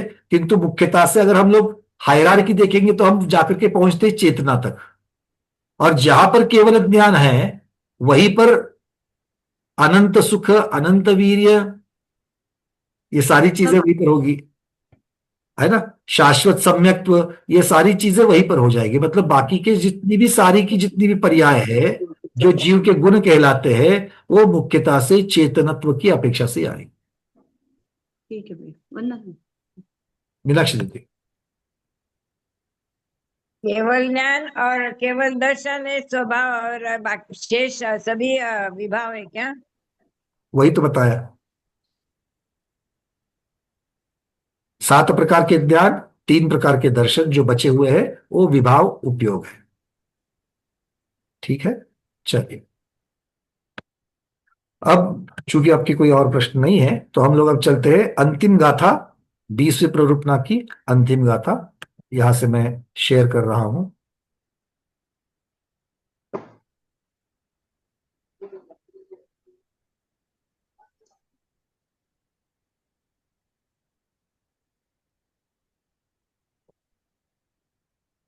दिख रही है सबको?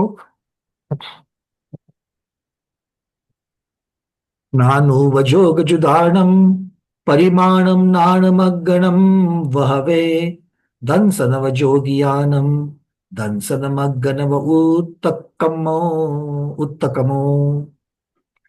ज्ञानोपयोग वाले, ज्ञान उवजोग जुदानम, ज्ञानोपयोग वाले जीव का परिमाण, प्रमाण कितना है? ज्ञान मार्गणा वाले जीवों की तरह समझना चाहिए, क्योंकि ज्ञानोपयोग वाले जीव ज्ञानी है और ज्ञानी जीवों की संख्या ज्ञान मार्गणा में कही है। दंसन जो ज्ञानम, दर्शन उपयोग वाले जीवों का प्रभाव दंसन मग्गन की तरह समझना चाहिए। उत्तकमो, उत्तकमो मतलब उत्त मतलब उक्त, उक्त मतलब जहां बताया गया है, जो कथित है, दंशन मार्गणा की अपेक्षा से उन जीवों का प्रमाण समझना चाहिए। तो इस प्रकार से सभी जीव जो है वो उपयोगी है, सभी जीव उपयोगी है कि नहीं है? सिद्ध भगवान में उपयोग है क्या? स्मिता दीदी बोल रही नहीं। क्यों स्मिता दीदी, है कि नहीं है? अनम्यूट कर रहा हूं। सिद्ध भगवान में उपयोग, अरे जीव है, उपयोग का है ना भैया। बिल्कुल, उनके पास स्वभाव उपयोग है, छद्मस्तों में विभाग उपयोग है। ठीक है ना? ये सीधी सीधी बात है। तो अब संख्या की अपेक्षा से आपके सामने एक चार्ट है, देख लेना। मत्यज्ञानी श्रुताज्ञानी कितने जीव है? मध्यम अनंतानंत, अनंतानंत के जगन्य मध्यम उत्कृष्ट अगर भेद करेंगे तो मध्यम अनंतानंत होता है उत्तम, क्योंकि मध्य अज्ञानी और श्रुत अज्ञानी इनमें कौन आ जाएंगे? एक इंद्रिय वाले जीव भी आ जाएंगे। तो उनकी अपेक्षा से मुख्यता से ये मध्यम अनंतानंत होती है। और इसका विशेष क्या है? नपुंसक वेदियों के समान अनंत। ये अनंत कितना है? नपुंसक वेदी, क्योंकि जितने भी जीव मति ज्ञान और श्रुत ज्ञान वाले हैं, अवधि ज्ञान किसमें होता है? पंचेंद्रियों में होता है, वो भी संगी पंचेंद्रियों में होता है। मतलब एक इंद्रिय, दो इंद्रिय, तीन इंद्रिय, चार इंद्रिय और असंगी पंचेंद्रिय, इनको हम लोग लेंगे तो इनका नियम से पहला गुणस्थान, और पहला गुणस्थान मतलब मति अज्ञान शुद्ध अज्ञान, कुमति और कुशुद्ध ज्ञान के ही ध्यानी ये धनी है सब, हा या ना? और असंगी पंचेंद्रिय को छोड़ करके एक इंद्रिय से लेकर चतुरेंद्रिय तक सभी के सभी सम्मूर्चन और नपुंसक है। मतलब ज्यादातर प्रधानता से जो मति अज्ञानी और शुद्ध अज्ञानियों की जो चर्चा है वो किसकी अपेक्षा से होगी? एक इंद्रिय से लेकर के चतुरेंद्रिय तक की चर्चा होगी। ठीक है? अब इसमें कौन अज्ञानी ऐड हो जाएंगे? अब ये कितने होंगे? सारे के सारे एक इंद्रिय की वजह से सारे के सारे ये अनंत अनंत है। अब इन अनंत अनंत के सामने देवों के मिथ्या दृष्टि देव, मिथ्या दृष्टि नारकी, मिथ्या दृष्टि पंचेंद्रिय त्रियंज और मिथ्या दृष्टि मनुष्य, ये जो चार, इनमें अगर हम जोड़ देंगे तो ये कितने हैं? असंख्यात है, हा या ना? देवनार की असंख्यात, मनुष्य लब्ध पर्याप्तक, नियम से मति अज्ञानी शुद्ध अज्ञानी है तो वो भी असंख्यात, और तिर्यंश वो भी असंख्यात, मिथ्या दृष्टि तिर्यंश। मतलब अनंतानंत में अगर हम असंख्यात को जोड़ेंगे तो ज्यादा फर्क पड़ेगा क्या? नहीं पड़ेगा। इसीलिए प्रधान कथन किसकी अपेक्षा से किया है? एक इंद्रिय से लेकर के चतुरेंद्रिय तक की अपेक्षा, और वो नियम से नपुंसक होते हैं। इसलिए आचार्य भगवान यहां पर क्या कह रहे हैं कि ये जो मध्यम अनंतानंत है ये मोटा मोटी में स्थूलता से नपुंसक वेदियों के इतना है। बात समझ में आ रही है? चलिए ये उपमा से समझाते हैं आचार्य भगवान। और ये कितना है? तो अनंतानंत अवसर्पिणी उत्सर्पिणियों के जो समय होते हैं उनसे भी ज्यादा है। ठीक है, तो ये काल की अपेक्षा संख्या का वर्णन कर दिया। अब विभंग ज्ञानी, वो तो नियम से असंख्यात होंगे, क्योंकि होते ही पंचेंद्रियों में है, चारों गति के पंचेंद्रियों में हमको पाए जाएंगे। तो ये चारों गति के पंचेंद्रिय मिथ्या दृष्टि, उनके साथ ही हमें कुअवधि ज्ञानी मिलेंगे, तो वो असंख्यात के ऊपर नहीं जाएंगे। फिर अच्छा, ये होते भी सौदनी में होते हैं, असौदनियों में नहीं होते, ये भी हमको समझना है। फिर अब सम्यक ज्ञान की चर्चा। तो ये असंख्यात कौन से असंख्यात है? विभंग ज्ञानी देवों की संख्या अधिक नरक तिर्यच मनुष्य गति के विभंग ज्ञानियों की संख्या। अब यहां पर देवों को प्रमुख क्यों किया? क्योंकि देव जन्म से ही अवधि ज्ञानी होते हैं। देवों में सबसे ज्यादा कौन, किसकी संख्या है? ज्योतिषवासी देवों की संख्या है। और ज्योतिषवासी नियम से, जन्म से मिथ्या दृष्टि ही होते हैं। आगे चल करके सम्यक दृष्टि हो जाए तो बात अलग है, किंतु जन्म से, नियम से मिथ्या दृष्टि होते हैं। तो इस प्रकार से नियम से कुअवधि ज्ञानियों में देवों की संख्या, वो भी ज्योतिषवासी देवों की संख्या की अपेक्षा से प्रधान वर्णन किया गया है। फिर आगे है मति श्रुत अवधि ज्ञानी, सम्यक ज्ञानी, वो भी असंख्यात है, क्योंकि देव, नारकी, तिर्यंज और मनुष्य, इनमें सौगी पंचेंद्रिय होते हैं। सौदी पंचेंद्रियों को ही सम्यक ज्ञान, सम्यक दृष्टियों को होता है। ये मति श्रुति अवधि ज्ञानी है। ये कितने असंख्यात वाले हैं? तो ये पल्योपम के असंख्यातवें भाग प्रमाण है, पल्योपम के असंख्यात भाग प्रमाण। और ये असंख्यात कौन सा है? तो आवली का असंख्यात भाग प्रमाण, जो असंख्यात होता है वो वाला असंख्यात। इसलिए पल्य डिवाइडेड बाय पल्य बटे आवली के असंख्यात भाग प्रमाण, जो असंख्यात आएगा वो असंख्यात मति श्रुतावधि ज्ञानियों की संख्या है, ज्ञानोपयोगी। फिर मनपर्य ज्ञानी, ये होते ही मुनि महाराज, वो भी विरले विरले मुनि महाराज, तो वो तो होंगे नियम से संख्यात ही होंगे। केवल ज्ञानी, मनुष्यों की अपेक्षा अरहंत अवस्था के 13वें 14वें गुणस्थान वर्ती संख्यात होंगे, और सिद्ध भगवान की अपेक्षा अनंतानंत होंगे, इसीलिए ये इनकी संख्या अनंतानंत ही मानी जाएगी। ठीक है, क्लियर है ये? अब दर्शनोपयोगी जीवों की संख्या देखना। चक्षुदर्शनी जीव, चक्षुदर्शन कहां से प्राप्त होता है? चक्षुदर्शन 4 इंद्रियों से आगे प्राप्त होता है। ठीक है, तो चतुरेंद्रिय और पंचेंद्रिय, ये 2 प्रकार के जीवों में होंगे। तो ये कभी जीव अनंत हो सकते हैं क्या? नहीं, ये होंगे तो असंख्यात ही होंगे। ठीक है, तो ये असंख्यात है। ये असंख्यात कौन सा है? तो जगत प्रतर को सुचंगुल बटे संख्यात, इसका वर्ग जितना आएगा वो संख्या जितनी आ जाएगी, उस संख्या वाला असंख्यात हो जाएगा। ठीक है, चलिए अचक्षुदर्शनी। अब अचक्षुदर्शनी कहां से शुरुआत हो जाएंगे? एकेंद्रिय से लेकर के शुरुआत हो जाएंगे अचक्षुदर्शनी वाले। और जहां पर एकेंद्रिय आ गए तो अनंतानंत होना ही होना है, इसलिए ये मुख्यतः से अनंतानंत देखेंगे। और विशेष में कैसे देखेंगे? अनंत संसार राशि से कुछ कम। कुछ कम क्यों? क्योंकि सिर्फ और सिर्फ चक्षुदर्शनी वाले जो है, तिर्यंज, मनुष्य, देव और नारकी, जो असंख्यात है, वो असंख्यात को कम करो। किसमें से? संसार जीव राशि जो अक्षय अनंत है, उसमें से असंख्यात कम कर लो। मतलब कितनी आएगी? आएगी तो अनंत अक्षय ही आएगी। तो मोटा मोटी में यहां पर किसकी अपेक्षा से वर्णन होगा? अचक्षुदर्शनी एक केंद्रीय की अपेक्षा से होगा। इसलिए कहा कि अनंत संसार राशि से कुछ कम। अवधि दर्शनी, ये होंगे सम्यक दृष्टि पंचेंद्रिय जीव, उनकी अपेक्षा से है। देवनारकियों में कुछ आएंगे, तिर्यंचों में कुछ आएंगे, और मनुष्यों में भी कुछ मुनि महाराज की अपेक्षा से, या सम्यक दृष्टि जैसे चक्रवर्ती आदि भी होते हैं, उनकी अपेक्षा से भी हो सकता है, चौथे गुणस्थान से। तो ये कितने हैं? ये असंख्यात है। कौन सा असंख्यात है? पल्य का असंख्यात व भाग प्रमाण, और ये असंख्यात आवली बटे असंख्यात वाला असंख्यात है। केवल दर्शनी कितने हैं? तो वो भी अनंतानंत है, क्योंकि अरहंत सिद्ध भगवान, ये दोनों अवस्था 13वें गुणस्थान 14वें गुणस्थान के संख्यात और सिद्ध परमेष्टि की अपेक्षा से अनंतानंत। इस अपेक्षा से जब देखेंगे तो ये अनंतानंत संख्या चक्षुदर्शनी, केवल दर्शनियों की हो जाती है। तो ज्ञान मार्गना और दर्शन मार्गना की अपेक्षा से इसके और भी डिटेल्स, गतियों की अपेक्षा से डिटेल्स भी आप प्राप्त कर सकते हैं। यहाँ पर उपयोग की अपेक्षा, उपयोग प्ररूपना की एक अपेक्षा मोटा मोटी में स्थूलता से संख्या अधिकार आपको बताया गया। ठीक है, संख्या अधिकार के ऊपर किसी का कोई प्रश्न है? चलिए, बहुत बढ़िया।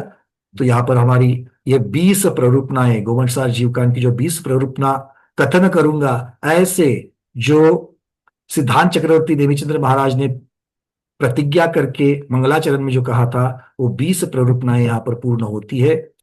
इत्याचार्य श्री नेमिचंद्र विरचितायाम गोमठसारा परिणाम पंच संग्रह वृत्तो जीवकांडे विंशति प्ररूपणासु उपयोग प्ररूपणा नाम विंशोधिकारः।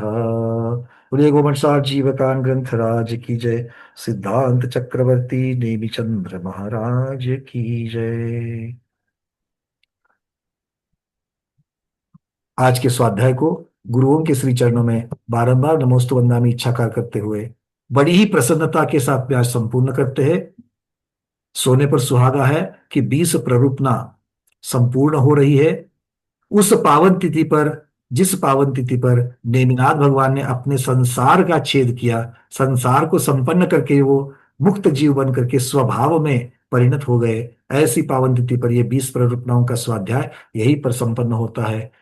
इन संसारी जीवों का मुख्यता से जो वर्णन हम सब लोगों ने देखा, इस वर्णन से प्रभावित होकर के, यहां पर मैं प्रभावित होने की बात कर रहा हूं, प्रभावित होकर के हम संसार का जो स्वरूप है उसे जाने और संसार से मुक्त होने का प्रयास चिरंतन निरंतर करते रहे। इन्हीं भावनाओं के साथ में सभी गुरुओं के श्री चरणों में बारंबार नमोस्तु वंदामि इच्छाकार करते हैं और स्वाध्याय को संपन्न करते हैं।